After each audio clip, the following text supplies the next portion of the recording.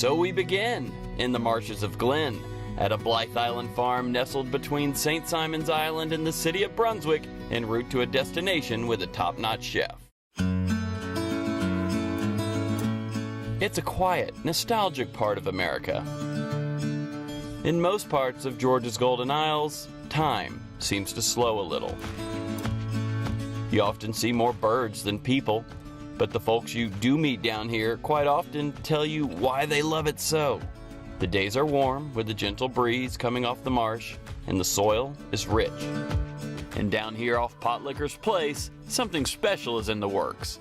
And Glenn County's own Zach Gowan dreamt it all up, piece by piece, with a little help from his friends. I kind of stumbled across it. I was reading Potlikker papers by John T. Edge, and literally less than 2 weeks later, I came across some property for sale on Potlikker's place. Kind of meant to be.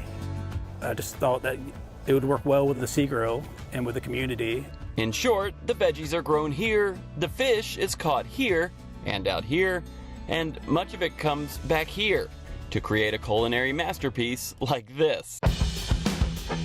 But let's rewind a bit and head back to where we started, down on Potlikker's place, where Zach and his farming buddy Sam McPherson are growing a variety of tasty and nutritious wonders at Potlikker's Farm. We have about 8 acres. We only do about 2 acres of production. We're a certified naturally grown market garden. We grow mostly seasonal vegetables. We try to be sustainable. We do grow all of our own starts, so you can really see our production from seed all the way to the table. The setting right on the marsh is very cool. Some of the mighty oaks still have remnants of shrimp nets from years past when boats would depart from this property's back rivers. Many of these crops that Sam grows were experimented with back in the 1700s, like turmeric and ginger, and today they grow very well in this rich sandy soil. This is actually the rhizome of the turmeric, and this is what people eat. This is what people want. And this thing will actually get about the size of my hand when it's done. One rhizome this size can produce one whole hand, and then we slowly seed save that every year. Show me the flower here. The flower really is the showstopper for me. It's beautiful. Some people take the flower and use it for medicinal purposes. If I find some of those people, I'll definitely sell it to them. Let's look at the ginger real quick. It grows really well here since we're kind of tropical, so we're very fortunate. And this, again, just like the turmeric, it's a rhizome. You can smell it, actually. Yeah. Oh, yeah. Yeah, see all these? That will all be ginger. This is Thai basil. This is a very beautiful, like nice, kind of spicy, licoricey basil. Genovese basil, which is just green basil, this nice basil. So down here is some real beautiful purple opal basil. You make pesto out of it, it's gonna be black. It's not, but it's delicious. It has a unctuous savoriness that regular basil just doesn't have. And actually all 3 of them combined, the green, the purple, and the Thai, make the best meatballs you've ever had. This is our melon patch. These are all watermelons, and then we have some cantaloupe varieties that we've been growing as well. This is a really special melon. This is a Chartreuse. This is the French variety of heirloom melon, and the first one that we've been able to grow here. So this is a very special thing for me, and it'll be going up to Sea Grill tomorrow. What's the meat like in it? It's super sweet. It's like if you poured syrup on a cantaloupe. With my culinary background, I grow everything for taste. And some things, like tomatoes, like we know they taste good, but other things like eggplant, you kind of have to entice people a lot of times to eat them. So we like to grow these beautiful Rosa Bianca, Italian heirloom.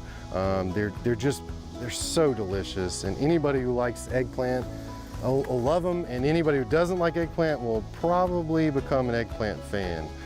So something smells really good around here. Yes, sir, that's lemongrass. This was one of the first things I started growing many years ago. It was actually given to me by my father-in-law. It has grown and it has multiplied into giant bushes you see all over the property now. We grow them in front and back of our hoop houses, and it's just nice and pleasant, and the smell is beautiful, especially when I come here and cut it all down. We grow a variety called Sakura. It's a beautiful, big, heirloom type of tomato. And we also grow the orange variety of it, Clementine. So you have both of them together in a salad. It's real beautiful. Red peas are special because they were brought over by slaves originally to the islands. The story is that they just carried them in their pocket because they were very hardy and they would grow anywhere, and they were seed saved every year successively after that. We were very fortunate to have a friend that worked on Sapelo Island who was able to get us some seeds from the Bailey family. We're very appreciative of that. And then we also got some from Mr. Matthew Rayford from Potlikker Farms just down the road, and we crossed those over the last 5-6 years, and we've been growing a crop of them ever since. And they're specific to this area now that people really recognize Sea Island peas as being from Sapelo and the Sea Islands here of Georgia.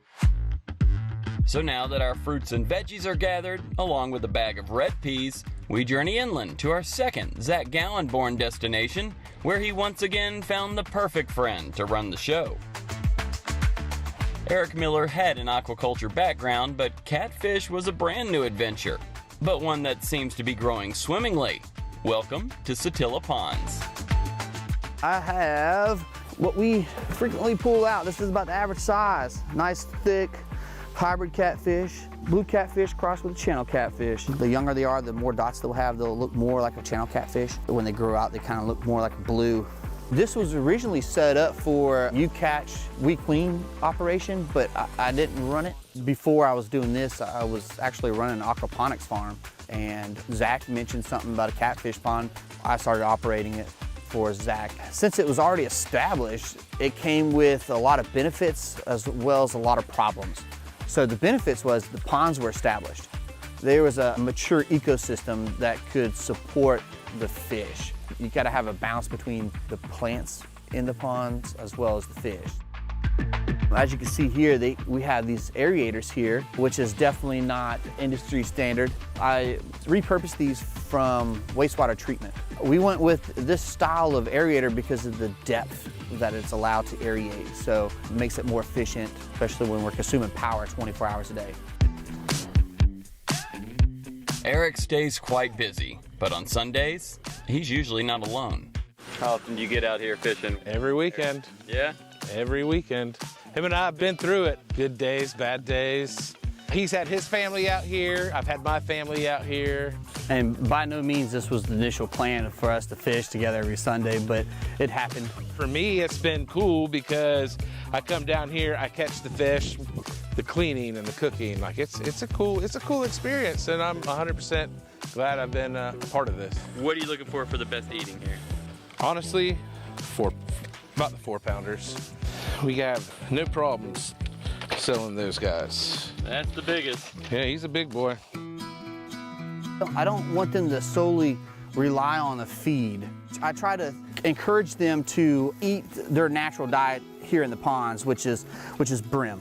I like to think it contributes to more of a natural taste when they get to eat something that's a natural diet. Tell me what this yummy stuff is. This isn't on the Sea Grill menu. No, definitely not. Tim would not allow it. They're really finicky, so they switch between brim, which is in the pond, to these wonderful homemade hot dog bait. It's dyed from the Kool-Aid we put in it. Also, it's got garlic powder. It's got a little bit of fish sauce. I vacuum seal it and leave it in my garage so it ripens. Tim won't even touch it. He only uses pliers to put it on his hook. He says it ruins his palate for garlic. And it's not even that. You just ruined Kool-Aid and hot dog. But it works. Eric is out here quite often maintaining this private property and keeping nature's hungry critters from feeding on the catfish crop. And as we soon found out, sometimes other friendly pond dwellers get involved in the underwater feeding frenzy. Oh, get out of here. This is the kind of stuff. You ready for this one, Tim? Here's a new one. Got a turtle. That dude, he took the bait. Soft shell? Yes, sir. No, this is the first. Woo! All right, buddy, you're free. So as the soft shell scurried back into the pond to share his tale with his fishy friends, Eric and Chef Tim got back to work. You see, Chef Tim loves to fish, but it's his camaraderie with Eric and being a part of building his weekly fresh farm menu for the Georgia Sea Grill, one catch at a time, that makes this endeavor so special. When Zach and I first talked about it, Zach's #1 priority was quality. He wants the best that can be produced. And I like to think that quality is definitely up there, but quantity is something I'm gonna work on and make sure that it's comfortably done for both Zach and I, as well as Tim. This is the guy that I gotta satisfy, because any dish that this man produces, you can taste it. You can taste his efforts. You're not gonna get it any better than what you can get it at Georgia Sea Grill. I can't wait for you to try it. You're not gonna forget it. So I wasn't leaving without baiting a hook and catching a catfish for myself, and that I did, adding one more to the cooler to earn my keep and supply Chef Tim for our next leg of this low-country adventure, off to St. Simon's Island and the amazing Georgia Sea Grill. Spent the majority of my life here as a kid, elementary school, middle school, high school. Been with the Sea Grill for 6 years. It's an amazing place, helping Zach create a story that is special. It is awesome to work with somebody like Sam that is super knowledgeable about what he's growing, but also has a knowledge about what it takes when it comes through the kitchen.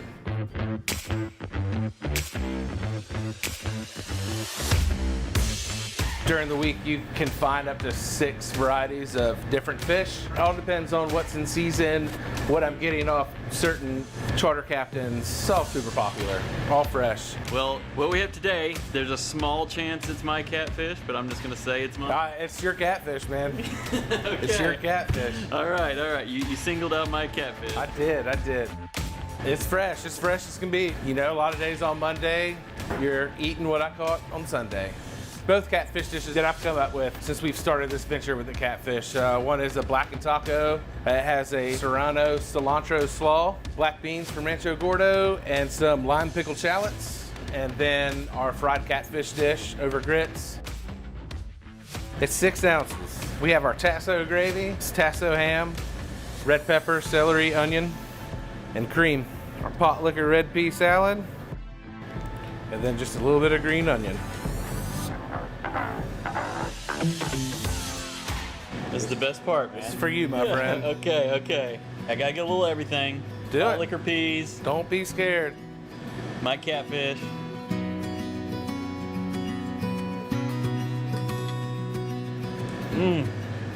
It's outrageous. And I haven't had fish and grits like that before. I love the peas on top. It's great, man. Oh, yes, and that sauce. It all comes through, buddy. I'll get back to work here in a second. You're good. You're fine. Enjoy it. So much of what we experience from the farm to the pond goes into this special dish. Just one of many local culinary creations dreamt up by Chef Tim, supplied by his friends, and supported by a hardworking dreamer with a creative vision that's sustainable and fresh.